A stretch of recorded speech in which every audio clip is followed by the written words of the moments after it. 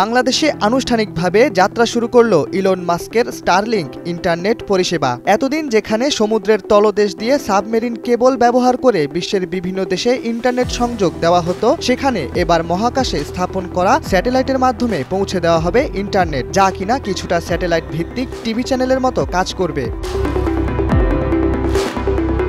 Elon মাস্কের space x Starlink প্রকল্পের আওতায় সর্বপ্রথম এমন ইন্টারনেট পরিষেবা দেওয়ার কথা ভাবা হয়। এই লক্ষ্যকে সামনে রেখে 2019 সালে মহাকাশে পাঠানো হয় 60টি স্যাটেলাইট, যেগুলো পৃথিবীকে প্রতিনিয়ত প্রদক্ষিণ করবে এবং একটি আরেকটির সাথে মাইক্রোওয়েভ বা অদৃশ্য আলোক রশ্মির মাধ্যমে যোগাযোগ করবে। এই ধারণাকে কাজে লাগিয়ে 2021 সালে যুক্তরাষ্ট্র ও কানাডায় স্টারলিংকের প্রথম ইন্টারনেট সেবার বাণিজ্যিক কার্যক্রম শুরু হয়।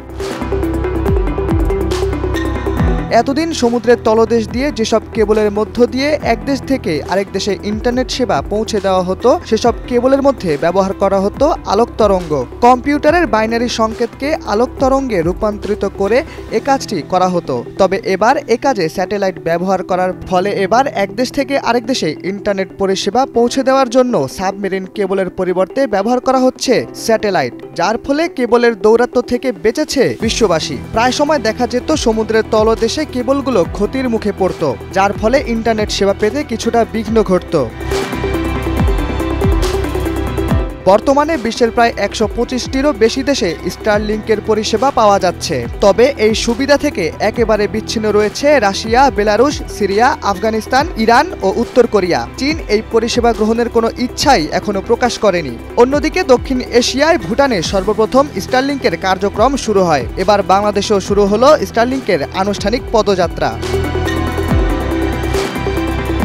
বাংলাদেশে এতদিন যে প্রক্রিয়ায় ইন্টারনেট সেবা দেওয়া হয়েছিল, স্টারলিংক আসার ফলে সেই প্রক্রিয়ায় ব্যাপক পরিবর্তন আসবে বলে মনে করছেন বিশ্লেষকরা। কারণ স্টারলিংক ব্যবহারের ফলে একজন গ্রাহক কোনো প্রকার তারের সাহায্য ছাড়াই ইন্টারনেট পরিষেবা ব্যবহার করতে পারবেন।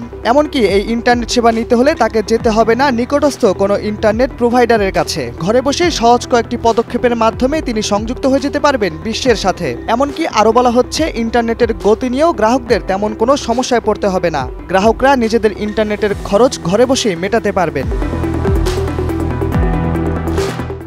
শাহরিয়ার আহমেদ, সময়ের আলো।